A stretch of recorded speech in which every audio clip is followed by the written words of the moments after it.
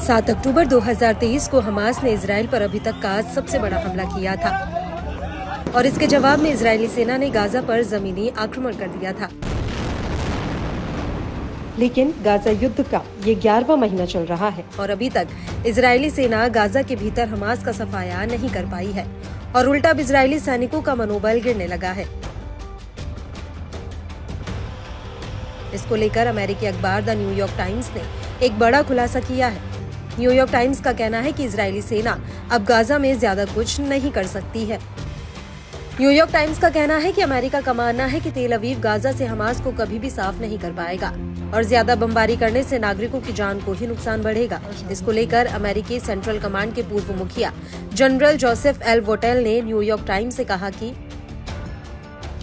Israel Hamas को बाधित करने में कामयाब रहा है। इजराइल ने हमास के कई नेताओं को मार दिया है और 7 अक्टूबर से पहले के हमास के खतरे को बड़े पैमाने पर कम किया है। वहीं CIA के एक पूर्व अधिकारी ने न्यूयॉर्क टाइम्स से कहा कि इलाके में हमास बड़े स्तर पर कम हो चुका है, लेकिन क्षेत्र के नक्शे से हमास कभी भी पूरी तरह से साफ नहीं हो पाएगा।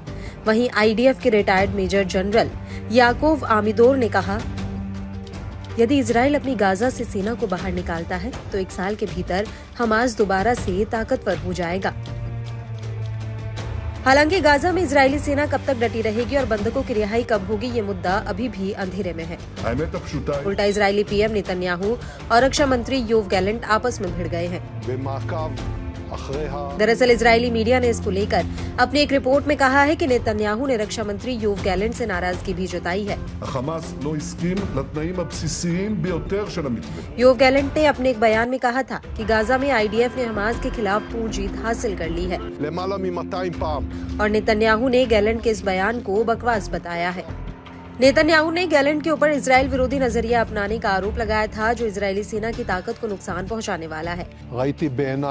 और गैलेंट के बयान को लेकर इजराइल के PMO ने अपने एक बयान में भी कहा कि जब गैलेंट इजराइल विरोधी नैरेटिव अपनाते हैं तो बंधकों की रिहाई की डील को नुकसान पहुंचता है। और इन हालातों को देखकर ऐसा ही लगता है कि एक तरफ गाजा में इजरायली सेना हमास का सफाया करने की कोशिशों में लगी है, वहीं दूसरी तरफ इस मुद्दे पर इजरायली नेतृत्व में आम राय नहीं है।